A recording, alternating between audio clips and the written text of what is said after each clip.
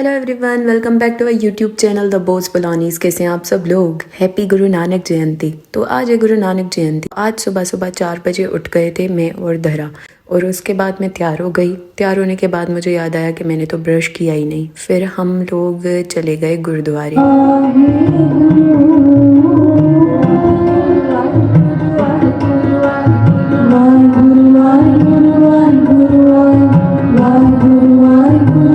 By the way, Guru Nanak जयंती का मतलब होता है गुरु नानक साहब का जन्मदिन, तो जो कि गुरुद्वारा जन्म स्थान ननकाना साहिब में बहुत ही जोरों शोरों से मनाया जाता है। तो अनफॉर्चुनेटली हम तो वहाँ जा नहीं पाए इस साल, तो इसलिए सोचा अपने शहर के गुरुद्वारे ही जाते हैं।